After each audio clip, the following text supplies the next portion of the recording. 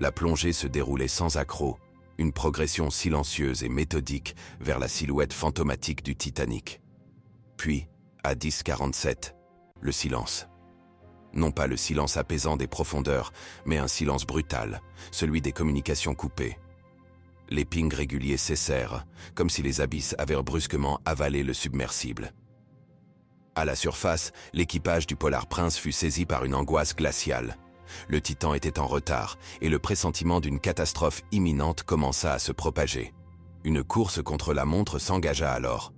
Une gigantesque opération de recherche et de sauvetage, mobilisant des avions militaires, des navires de recherche et des véhicules sous-marins télécommandés de plusieurs nations, fut lancée.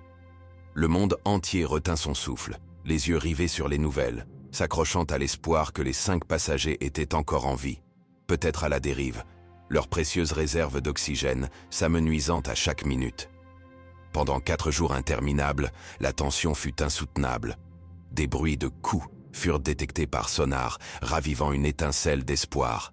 Mais ces signaux se révélèrent être, hélas, de faux espoirs, des échos fantômes des profondeurs. Puis, le 22 juin, la confirmation arriva, brutale et déchirante. Un véhicule sous-marin télécommandé découvrit un champ de débris, à environ 500 mètres de la proue du Titanic. L'épave, éparpillée sur le fond marin, ne laissait aucun doute. Il s'agissait bien des restes du Titan, victime d'une implosion catastrophique de sa coque de pression. La marine américaine révéla plus tard avoir détecté une signature acoustique compatible avec une implosion, au moment même où les communications avaient été perdues, suggérant que la tragédie s'était produite presque instantanément.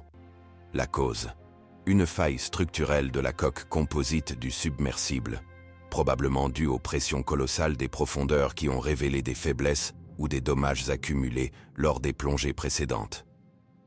L'implosion aurait été un événement fulgurant, une force inouïe qui a instantanément réduit le vaisseau en miettes, tuant les 5 passagers en quelques millisecondes.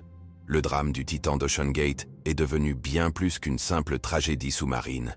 Il a résonné comme un sombre avertissement sur la hubris des ultra-riches, prêts à payer la somme astronomique de $250 000 par personne pour une excursion aux frontières du danger. Les images du poste de pilotage, révélant un intérieur spartiate, et plus stupéfiant encore, le pilotage du submersible à l'aide d'une simple manette de jeu vidéo modifiée, ont choqué le monde. Cette combinaison d'un coût exorbitant pour une expérience de tourisme extrême et d'une technologie de contrôle étonnamment rudimentaire, dans un engin dont la conception était déjà critiquée, a mis en